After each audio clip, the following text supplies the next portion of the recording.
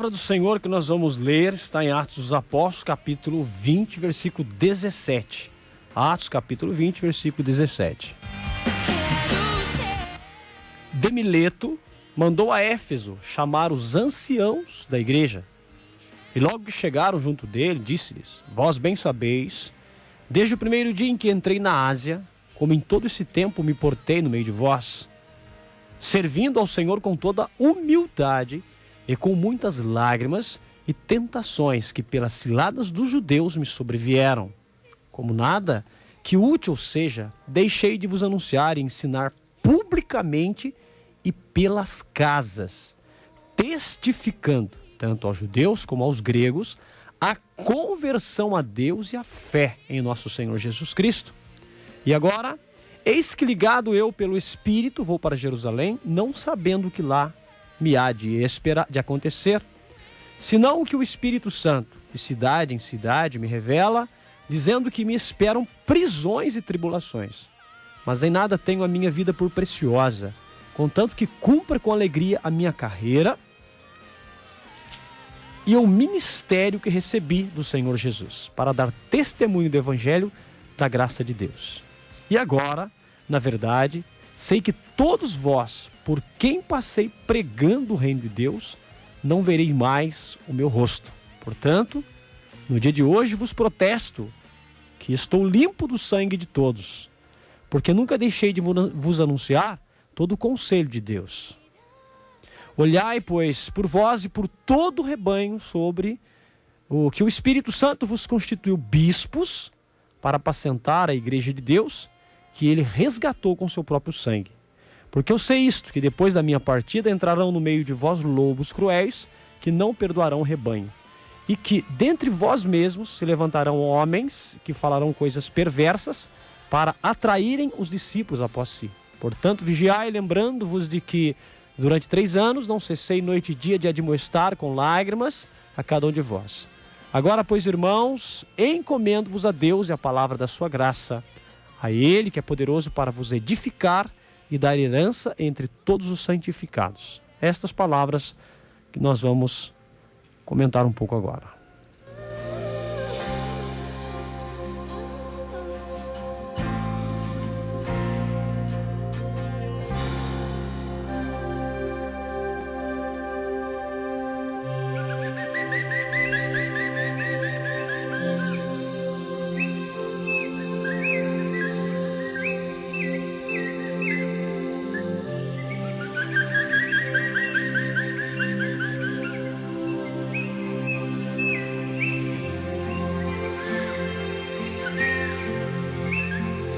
Eu quero trazer essa palavra nesta importante hora do programa. Paulo fazendo um discurso aos anciãos, aos líderes da igreja de Éfeso. Aos anciãos, aos líderes da igreja de Éfeso. Admoestando, direcionando, exortando a respeito de dias difíceis que aquela igreja passaria. Dias de perseguições, dias de ensinamentos fáceis que contrariariam o rebanho do Senhor. E ele vai alertando para aquela época, e eu digo aquela época já aconteceu. Estas perseguições, os mártires. Você já pesquisou sobre os mártires, meus amados? Você já procurou saber de que forma os mártires foram mortos? E quais foram os motivos que os levaram à morte dos mártires? Você já se preocupou em buscar entender um pouco da história do povo de Deus? Porque existe uma história.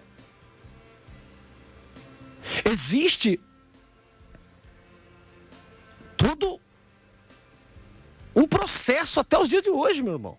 As coisas não foram sempre do jeito que elas estão hoje fáceis. Não. O evangelho foi uma realidade de sangue. De pessoas que se apaixonaram de tal forma pela causa do evangelho que eles não arredavam o pé. Que eles não tinham tempo ruim para eles. E Paulo vai admoestando os líderes, os pastores, os anciãos daquela igreja para se manterem firmes. Ele que foi um exemplo para aquela geração e muito mais para a nossa. Um homem que doou-se 100% em todos os sentidos. Se entregou totalmente pela obra e pela causa do evangelho. E muitos nos dias de hoje admiram a ousadia, a entrega, a consagração na vida daquele homem. Um homem que não poupou sua saúde, não poupou o seu condicionamento físico, ele se entregou de uma certa forma assustadora, porque dentro dele, ele tinha certeza que ele tinha encontrado o verdadeiro tesouro, que era Jesus Cristo. E a religião que ele servia, que desde pequeno ele servia uma religião. Se você não sabe, procura um pouquinho saber a história de Paulo, porque nós, infelizmente, cristãos, não sabemos a história. Pouco nós sabemos. E às vezes vamos recebendo aí esses ensinamentos pela metade dentro das nossas congregações. E não sabemos a história dos mártires, a história da igreja, de que forma ela foi alicerçada. Isso que é muito fácil. Se tem uma festa na comunidade, todo mundo celebra. E celebra o quê? O que é que você celebra? Mistura o paganismo com o profano e coloca um pouco de culto por meio de palavra de Deus e música mundana, faz uma salada e diz, é o que nós temos para oferecer à comunidade. E vamos embora sorrindo porque achamos que aquilo agrada a Deus. Achamos que aquilo está dentro da vontade do Senhor. E comungamos o corpo do Senhor. E dentro da nossa cabeça achamos que aquilo resolveu. Já resolveu a nossa vida quando nós não nos convertemos. E a Bíblia deixa claro que quando assim fazemos, comungamos a nossa própria condenação. Eu quero dizer uma coisa aqui, irmãos. Se hoje nós encontramos um cristianismo fraco, pálido, é porque realmente ele é reflexo da sua liderança. Pálida, fraca, ausente.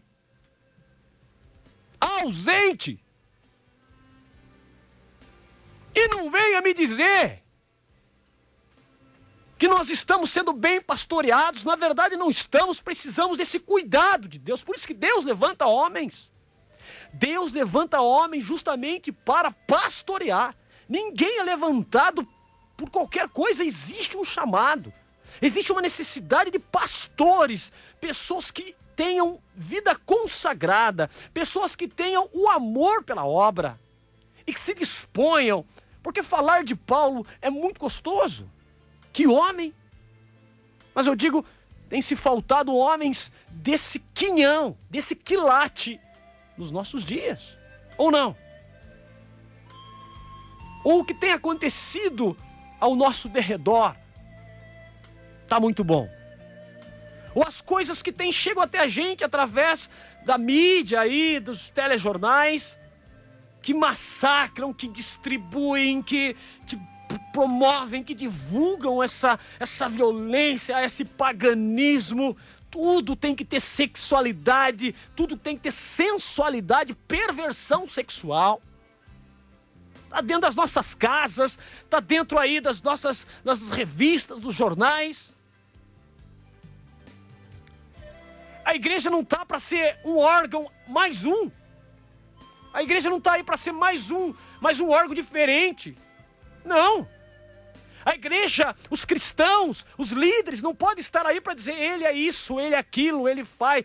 Não é isso. Nós não estamos entendendo. A igreja está para ser diferente. Pelo menos é isso que nós acreditamos. Quando alguém se diz servo do Senhor, o mínimo que a gente espera é que ele seja um sinal da ressurreição de Cristo, da vitória do Senhor sobre todo o pecado e imundície desse mundo. Caso contrário, é uma coisa banal, é uma coisa pobre. Se o evangelho que nós conhecemos não muda nem a nossa vida, nós não estamos no evangelho de Cristo. Chega de ficar enganando as pessoas. Se você é uma pessoa que busca na palavra, se você tem tempo para a palavra, se você é um daqueles que sabe que a palavra tem que ter prioridade na tua vida, a oração pessoal tem que ter prioridade na tua vida, você não vai cair nessas amarrações que o diabo tem colocado aí no meio secular, para nos fazer parar.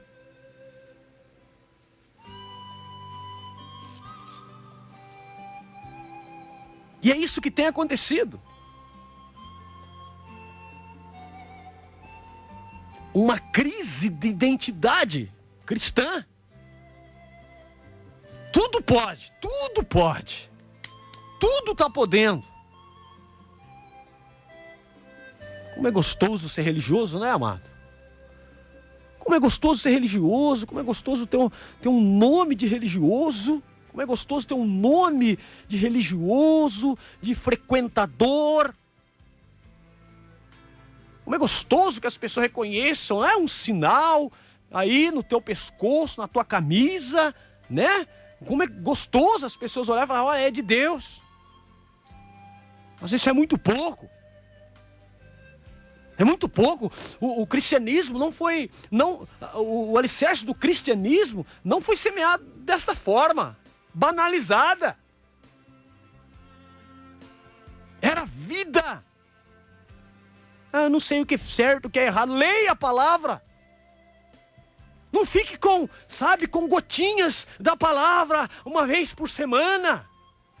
Uma vez por semana você ouve um evangelho, você dá uma lidinha aí no salmo, alguém vai lá e canta um salmo maravilhoso, todo mundo sente. Não fica com essas gotinhas não, meu amado. A busca pessoal. Seja realmente um apóstolo, seja realmente uma testemunha do Senhor. Caso contrário, a gente vai passar a vida inteira minguando, alimentando as pessoas com a palavra, cantando bonito, sabe? E vai todo mundo para o inferno se não se converter, se não mudar de vida, se não pedir a Deus força para sair do vício, do adultério, do desregramento, da perversidade, das festas mundanas misturadas na igreja. Para agradar os homens. Vamos festejar, vamos bailar a madrugada inteira. O importante é a gente filtrar papo furado. Mistura-se a palavra de Deus com essas coisas. Isso que Paulo está dizendo, após a minha partida, vai infiltrar no meio de vocês lobos cruéis que não pouparão o rebanho.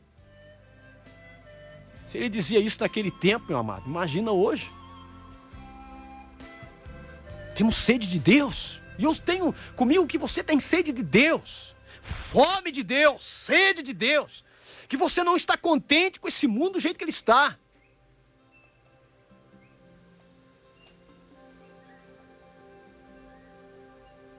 Por isso,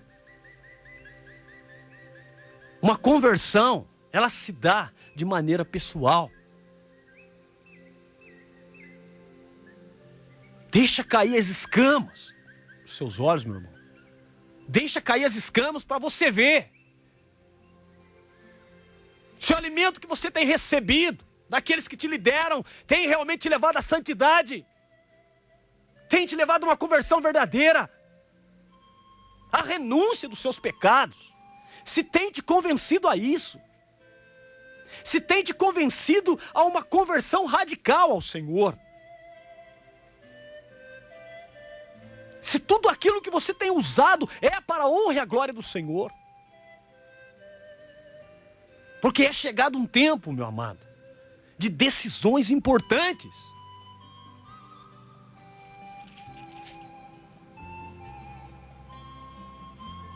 É muito fácil dizer, olha, X tal é santo. Ele é santo. Fulano de tal agora já é santo.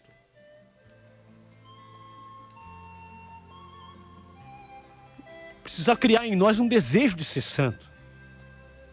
Eu conheço a vida dele, porque a vida dele foi piedosa, foi uma benção. Mas é a minha e a sua, meu irmão. Não adianta nada frequentar a igreja no sábado e domingo, se na nossa casa a vida não está mudada. Se ouvimos músicas profanas ainda, que profanam o nome de Deus. Que rebaixam a sexualidade, que é algo bonito, dentro daquilo que Deus determinou. Rebaixa-se a uma nojeira, a uma pouca vergonha. Nossos filhos estão sensualizados pelas músicas. Os palavrões são ditos à torta e direita nas nossas casas. Aonde estão os nossos pastores para nos direcionar? Haja visto, Oséias já dizia, o rebanho se perde por falta de pastores.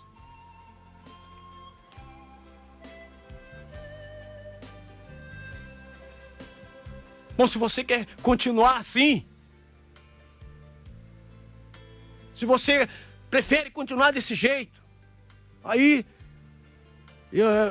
o que é que se pode fazer? Se a gente pega o evangelho e dobra o evangelho ao nosso jeito, da nossa maneira, e mudamos o evangelho toda hora, para que ele fique compatível com a nossa vida. Se nós cumprimos preceitos para tirar um peso da nossa cabeça, da nossa consciência, a liberdade é de cada um, mas a palavra de Deus ainda é a mesma. Não existe um evangelho para cada pessoa. Não existe um evangelho para o idoso, um evangelho para o jovem, um evangelho para a criança.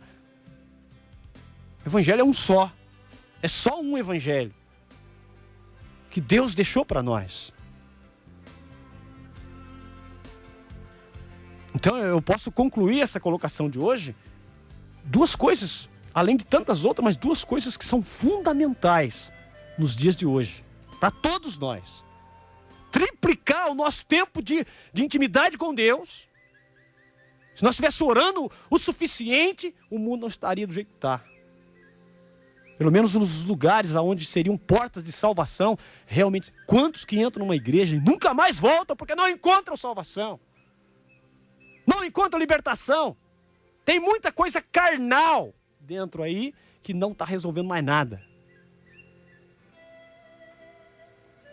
Então, duas coisas para a gente aprender e usar esse final de semana para não chegar no domingo, à noite, e dizer eu vou para a igreja, cumprir a minha religião. Duas coisas, oração pessoal, triplica, e leitura da palavra de Deus, muito mais que a televisão que você assiste, muito mais que a internet que você acessa, muito mais do que o seu namoro, muito mais tempo que o seu namoro. Bíblia. Tira essa Bíblia da estante, tira o pó dela. Se ela não direcionar a tua vida, amado, a gente corre o risco de ficar sendo enrolado e passar fome com a palavra de Deus dentro da nossa casa e não encontrar santidade. Elimina o cigarro da tua casa, a bebida da tua casa. Elimina essas coisas da tua vida. Se fossem bom, o Brasil não estaria nessa pindaíba que está. Que o Senhor Jesus nos dê então sabedoria e entendimento. E vamos triplicar nossa vida com Deus, nossa intimidade com Deus. Que Deus abençoe cada um de nós, nos dê disciplina na oração. Então nós possamos honrá-lo com a nossa vida, sem nos enganar. Sermos alimentados por ele. Que chame de radical, né? Você está lendo muita Bíblia, não vou ler mais ainda, preciso ler mais. Chame você do que quiserem chamar. Primeiro a gente precisa honrar o Senhor com a nossa vida. Deus abençoe e guarde a cada um de nós, em nome de Jesus. Não posso sair daqui sem a tua presença. Não quero andar sozinho, dependo de ti.